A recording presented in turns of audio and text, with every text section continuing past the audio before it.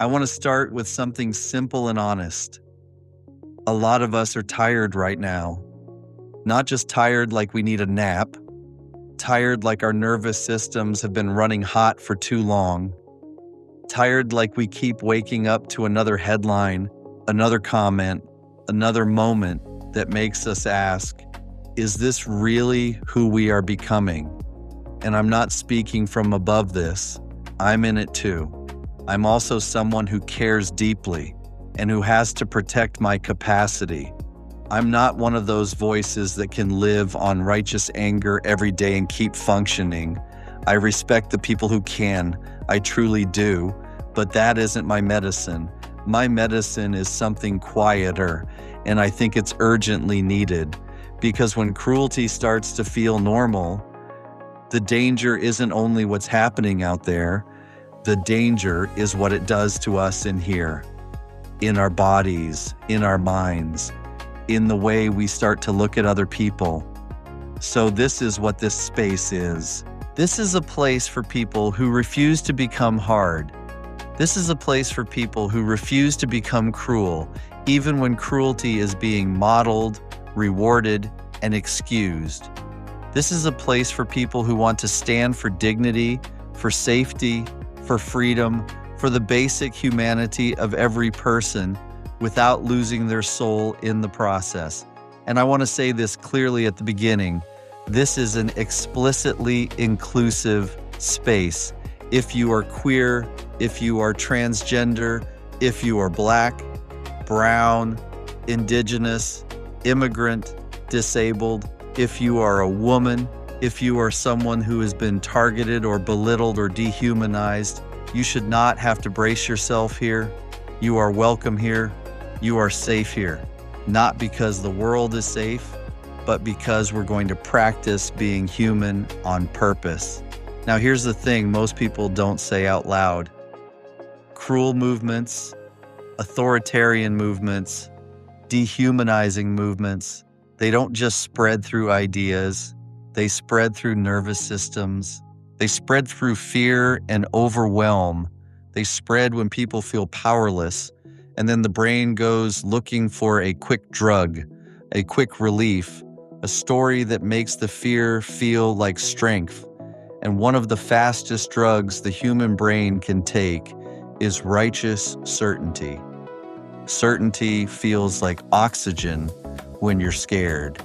And if you're not careful, you start to confuse certainty with goodness. You start to confuse intensity with truth. You start to confuse being activated with being effective. But there's a spiritual cost to that. There's a human cost, because fear that isn't held becomes anger.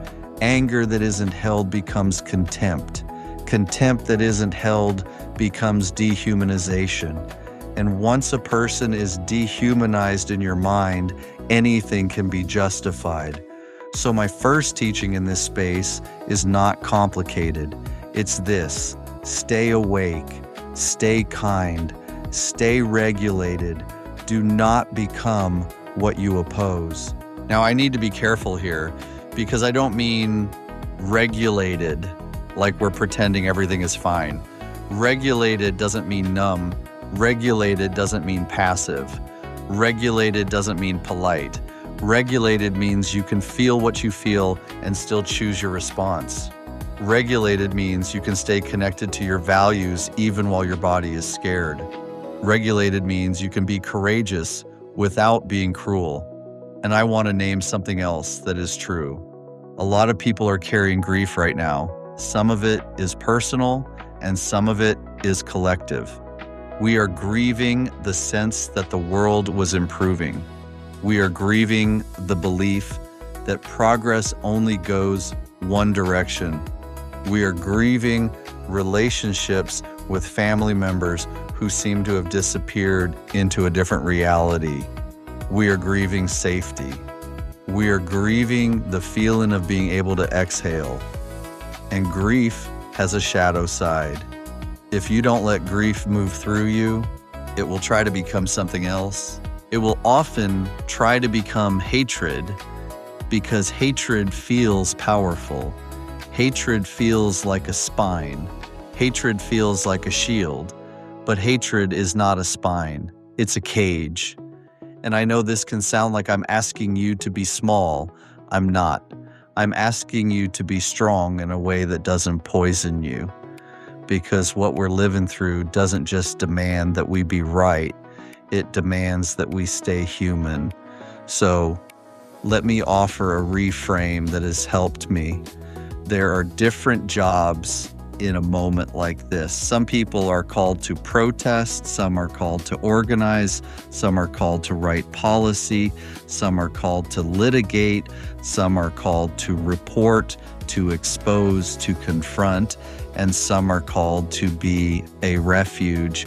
Some are called to help people keep their hearts from calcifying. Some are called to help people find their way back to their own integrity. That's not the easy job. It's a different kind of bravery. So if you're listening to this and you feel like you can't keep up with the constant outrage cycle, I want you to hear me. That doesn't mean you don't care. It might mean you care so much that your system won't let you destroy yourself. It might mean you're meant to play a long game. Now I want to get practical in a way that doesn't ask you to do a practice right now. This is not a guided meditation. This is a way of living, a way of noticing. Here's a simple question to carry into your week. When you feel yourself tightening, when you feel your body spike, when you feel your mind start to go into a spiral, ask yourself, what am I protecting right now? Because sometimes what you're protecting is a value. You're protecting dignity. You're protecting fairness. You're protecting someone you love. And that's beautiful.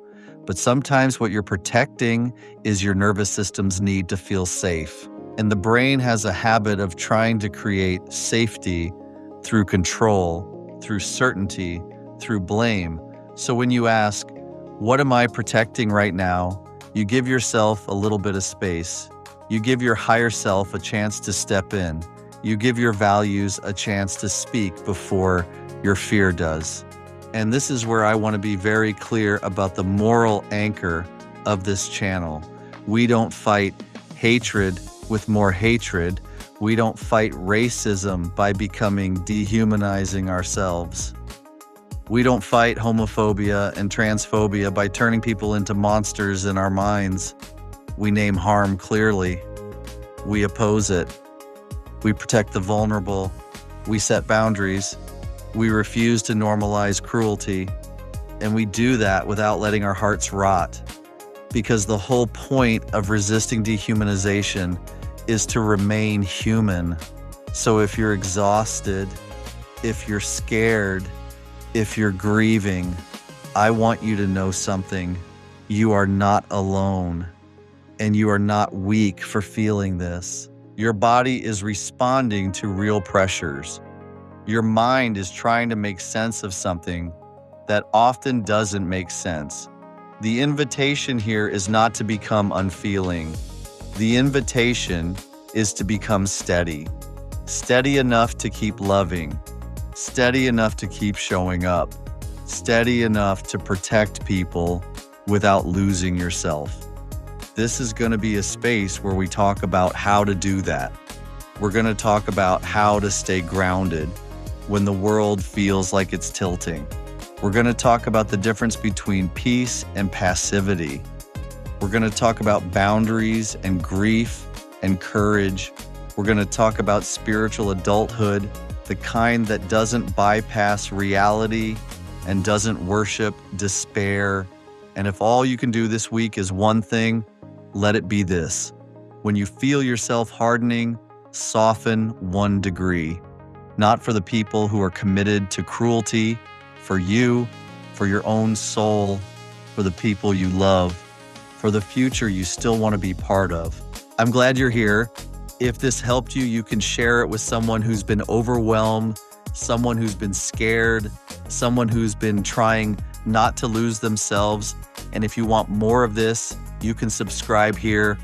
Until next time, stay awake, stay kind, stay steady, and do not become what you oppose.